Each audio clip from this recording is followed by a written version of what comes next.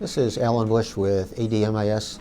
In the stock index futures, we are seeing some pressure developing early this morning.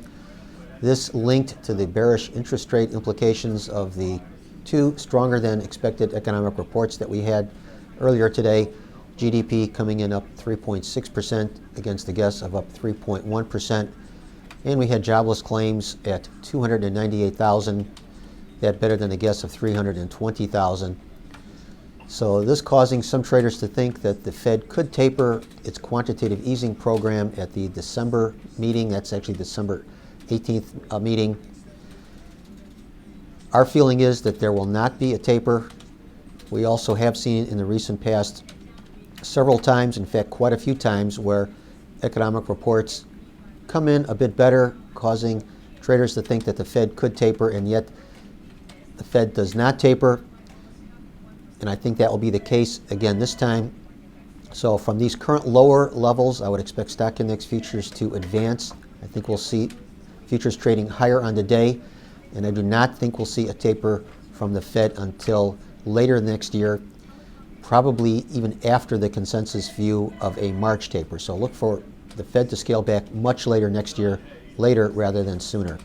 Over in the currencies, quite a few cross currents from interest rate differentials.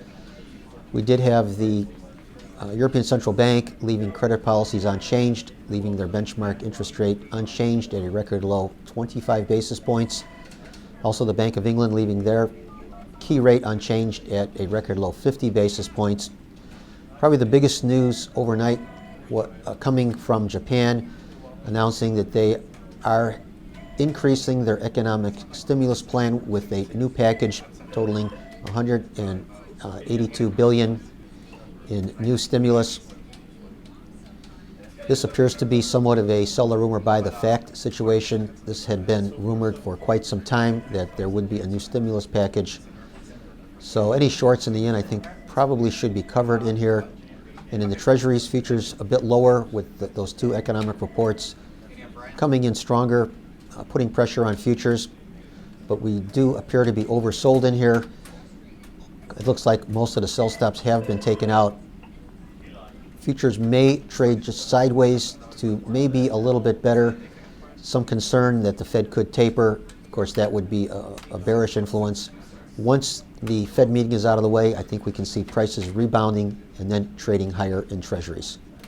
Once again, these are my opinions alone and are not the opinions of ADMIS or Archer Daniels Midland.